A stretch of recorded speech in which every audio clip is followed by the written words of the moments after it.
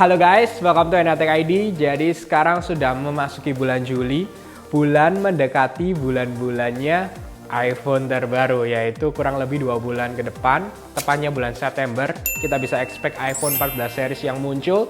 Jadi 2 bulan sebelumnya, contohnya dari Foxconn, lalu juga di SMC sudah mulai mempersiapkan banyak sekali karyawan-karyawan yang harusnya masuk untuk memproduksi iPhone terbaru, yaitu iPhone 14, iPhone 14 Max, iPhone 14 Pro dengan iPhone 14 Pro Max dengan keseluruhan display 6,1 inch dan juga dengan 6,7 inch.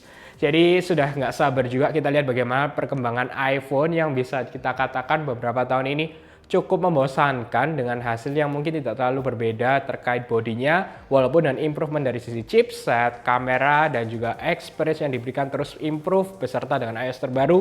Dan tahun ini yang menarik juga dengan iOS 16. Baik, sebelum memasuki ke bagian iPhone, aku akan memberikan info sedikit yang paling dekat terkait M2 chip, yaitu MacBook Pro. Untuk M2 chip, aku sarankan jangan yang 256 karena setelah di testing ternyata SSD-nya agak mengalami penurunan yang cukup signifikan, lebih lambat 50% dibandingkan dengan 256GB yang ada di M1, sehingga lebih baik kalian up ke 512GB storage atau menunggu ke M2 MacBook Air aja bagaimana dengan hasil yang diberikan terkait SSD-nya. Karena jangan salah, bukan hanya terkait chipset, tetapi dengan SSD juga sangat mempengaruhi experience kalian.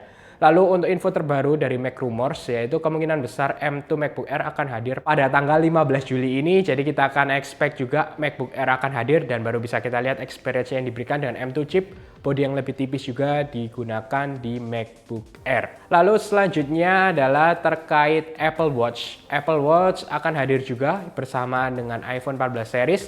Untuk Apple Watch diperkirakan adanya display yang baru dari Rosyang, jadi akan sedikit lebih besar. Lalu juga adanya Rugged Edition atau biasa dikatakan bahwa ini untuk yang extreme sport, jadi bisa tahan lebih baik juga. Lalu improve yang terbaru adalah Apple Watch ini bisa mendeteksi jika kalian demam, tapi tidak sespesifik menggunakan body thermometer. Jadi kalau misalnya agak hangat, misalnya dengan AI-nya yang diberikan oleh Apple Watch nanti, akan ada notifikasi bahwa kalian lebih baik cek ke dokter atau menggunakan termometer mengetes apakah kalian benar-benar demam atau enggak. Jadi kalian bisa lebih mengetahui apakah kalian dalam keadaan fit atau keadaan kurang baik. Selanjutnya terkait AirPods Pro 2 juga akan hadir bersama dengan iPhone 14 series beserta juga dengan Apple Watch. Tapi ada berita yang kurang baik, yaitu dari Mark Gurman mengatakan bahwa seperti adanya body temperature lalu juga dan heart rate di AirPods Pro tidak akan hadir di tahun ini. Jadi kemungkinan akan ada di AirPods Pro selanjutnya. Untuk case-nya ada speaker untuk memaksimalkan Find My, jadi kalau misalnya hilang bisa mengeluarkan suara. Lalu untuk H1 chipnya akan di-upgrade sehingga bisa improve dengan menggunakan ALAC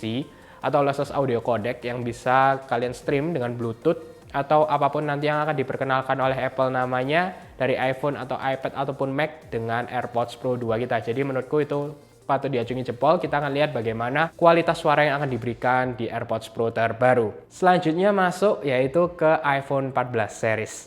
Dari semua ini sudah pasti banyak yang tahu lah ya dengan rumor-rumor sebelumnya. Di sini aku memberikan tambahan-tambahan yang sudah pasti dan juga mungkin bisa kita katakan hal-hal baru.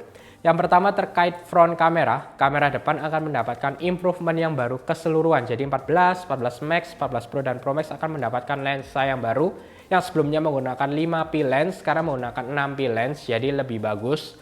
Lalu juga autofocus dibandingkan dengan fixed focus yang ada yang sudah digunakan beberapa tahun terakhir.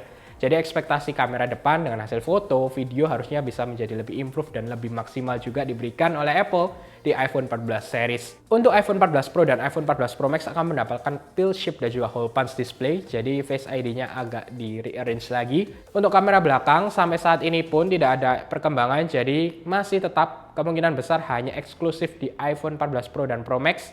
Lebih tepatnya hanya di bagian kamera utamanya, yaitu menggunakan 48 megapiksel kamera terbaru, sehingga bisa kita dapatkan hasil yang harusnya lebih tajam dan optimal, serta perlunya penambahan dan computational photography yang lebih baik diberikan oleh Apple di iPhone 14 Pro dan juga dengan iPhone 14 Pro Max. Masuk ke bagian display, 120Hz ProMotion juga masih akan di-expect di iPhone 14 Pro dan 14 Pro Max saja.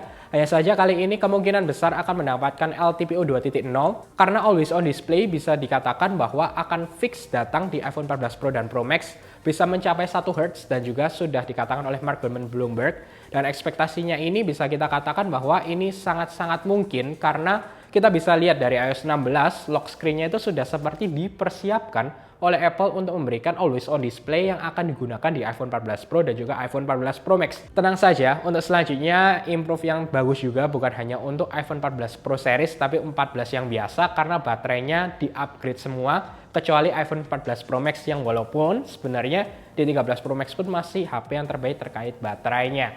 Jadi besar baterai di iPhone 14 di 3279 mAh, 14 Max di 4325 mAh, 14 Pro di 3200 mAh, dan juga iPhone 14 Pro Max di 4323 mAh. Untuk iPhone 14 Pro Max diperkirakan tidak naik bukan karena tidak cukup, tetapi karena bodinya yang sudah sangat besar. iPhone 13 Pro Max ini sudah besar, 14 Pro Max diperkirakan sedikit lebih tebal lagi, lalu dengan kamera yang lebih besar lagi sehingga Apple dikatakan bahwa kurang lebih mengurangi baterainya saja ditetapkan agar tidak terlalu berat jika dibawa-bawa untuk iPhone 14 Pro Max agar tetap lebih nyaman untuk digenggam. Lalu masuk ke bagian chipset, memang aku tidak salah bicara karena iPhone 14 dan 14 Max akan diperkirakan sama menggunakan chipset yang ada di iPhone 13 series.